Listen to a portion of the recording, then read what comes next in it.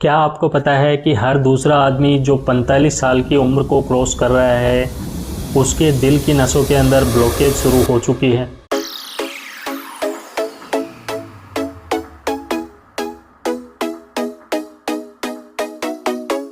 जी हाँ, centre for disease control और NIH के अकॉर्डिंग 50% से ज़्यादा लोगों में 45 की एज के बाद किसी न किसी आर्टरी के अंदर ब्लॉकेज के शिकार हो जाते हैं।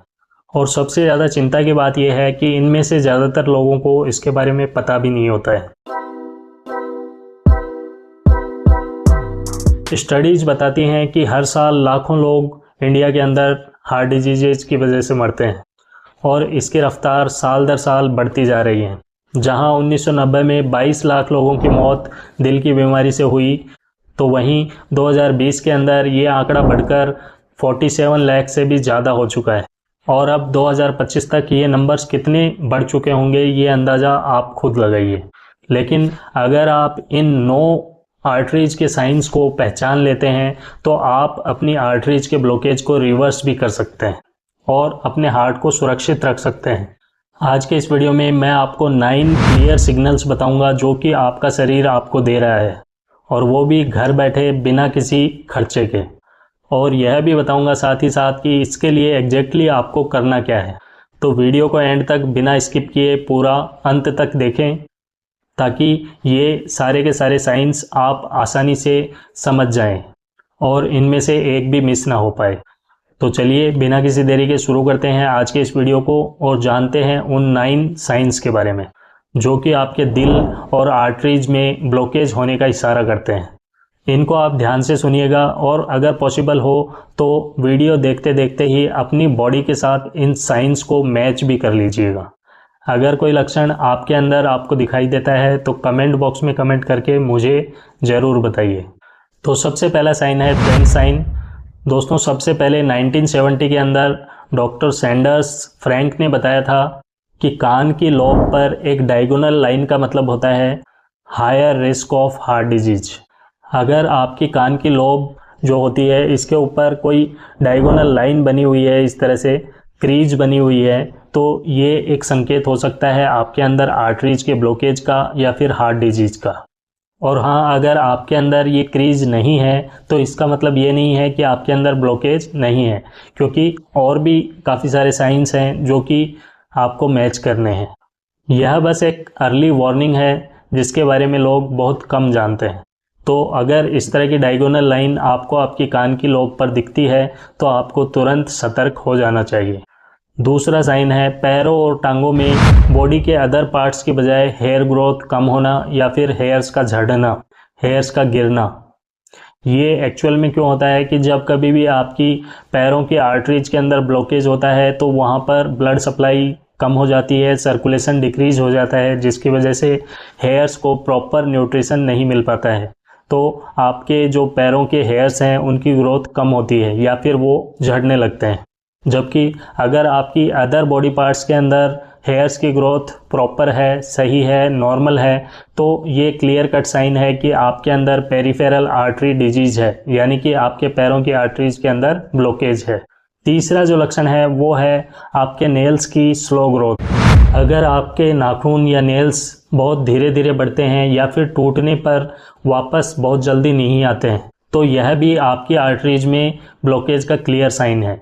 इसके पीछे भी लॉजिक वही है कि नेल्स के पास प्रॉपर अमाउंट के अंदर ब्लड नहीं पहुंच पाता है, न्यूट्रिएंट्स नहीं पहुंच पाते हैं, जिससे उनकी ग्रोथ नहीं हो पाती।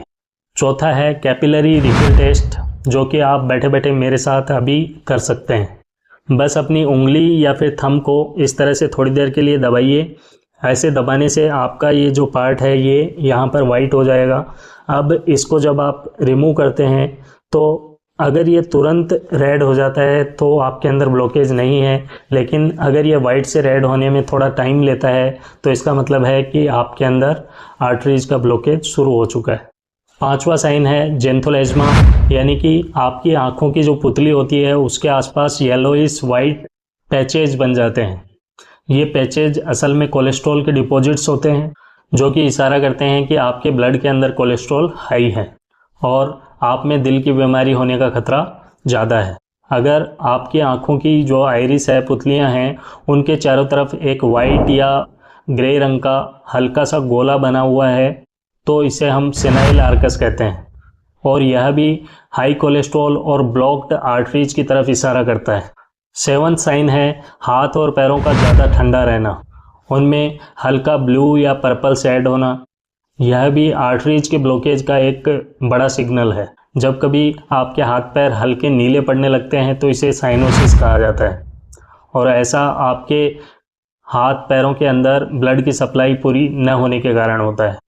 इसकी वजह से आपके हाथ पैर ठंडे रहने लगते हैं। 8th जो साइन है वो है पैरों में सूजन। खास तौर से अगर इस सूजन को आप उंगली से दबाएं तो वहाँ पर खड्डा सा बन जाए तो इसे पिटिंग एडिमा कहा जाता है। तो यह भी एक हार्ट प्रॉब्लम की तरफ इशारा करता है।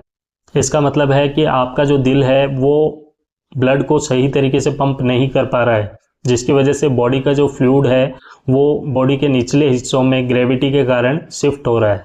9th जो सिग्नल है वो है वेरिकोज वेन्स, यानी कि आपके पैरों की वेन्स या फिर एंकल्स के ऊपर की जो वेन्स हैं वो थोड़ी सी ज़्यादा फूल चुकी हैं और नीली नीली सी अलग ही दिखाई दे रही हैं, या आपकी स्किन बहुत ज़्यादा पतली हो चुकी है जिससे कि उसमें छोटे छोटे जख्म हो जाने पर वो भी आसानी से नहीं भर पाते हैं।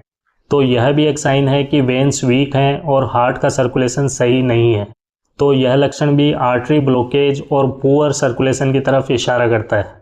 दोस्तों, अगर इनमें से आपको कोई भी साइन दिखाई देता है तो आपको अपनी हार्ट हेल्थ के लिए इमीडिएट एक्शन लेने की ज़रूरत है।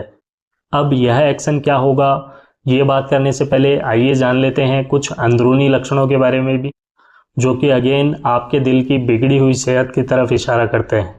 अब जो सिम्टम्स मैं आपको बताने वाला हूं दोस्तों, वो आपको दिखेंगे नहीं बल्कि आपको फील होंगे, और इनको इग्नोर करना मतलब अपने दिल की सेहत को खतरे में डालना है।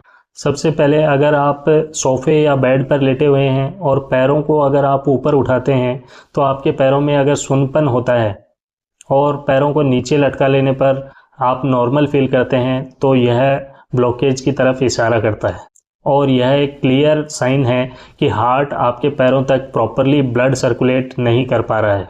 साथ ही अगर 5 से 10 मिनट वॉक करते ही आपकी पिंडलियों या पैरों में दर्द होने लग जाता है, हैवीनेस होने लगती है या टाइटनेस बढ़ने लगती है, और वॉक बंद करने के बाद आप नॉर्मल फील करते हैं, तो यह भी ब्लॉक्ड आर्टरीज की तरफ इशारा है, और यह बताता है कि आपके अंदर पेरिफेरल आर्टरी डिजीज हो चुकी है।